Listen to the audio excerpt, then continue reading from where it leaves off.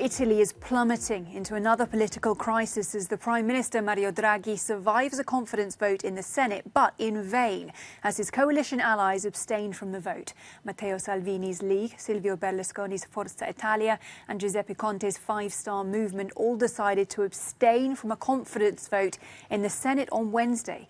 Now, although Draghi won the vote 95 to 38, he'd previously said he would only carry on with his premiership if he had full support from all of his coalition partners. The outcome means it is highly likely that Draghi will step down as Prime Minister. Across every twist and turn of this political crisis from Rome is our correspondent Giorgia Orlandi. Good to see you, Giorgia. He has survived a vote of no confidence, but he hasn't been able to survive and to save, rather, his coalition government. So tell us how this played out in Parliament. Hi, Helena. Well, up until yesterday, the situation seemed that was going to improve a little. We heard reports suggesting instead that an increased number of senators was ready to back Draghi's coalition. And we also heard that Draghi himself was going to give this government a second chance, something that actually wasn't that obvious because he could have actually instead decided to resign altogether. But clearly what followed has taken everyone by surprise. And it all started, as you mentioned, when the centre-right bloc laid down its own political demands, a little bit as it happened in the case of the Five Star Movement a few days ago.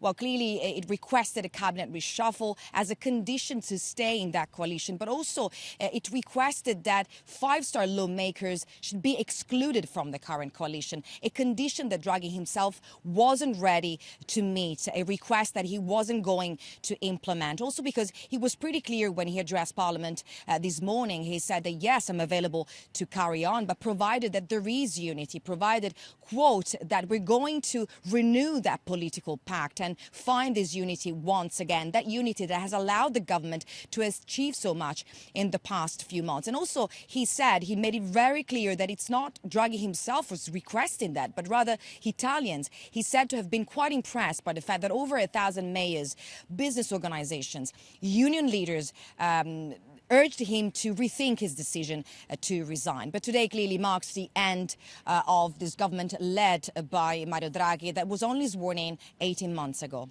Elena? I want to ask you, Giorgia, about the prospect of him tending his resignation, because, I mean, you and I, we've had this conversation before. In fact, last week, when he went to President Mattarella, Mattarella refused to accept it. So what happens this time around?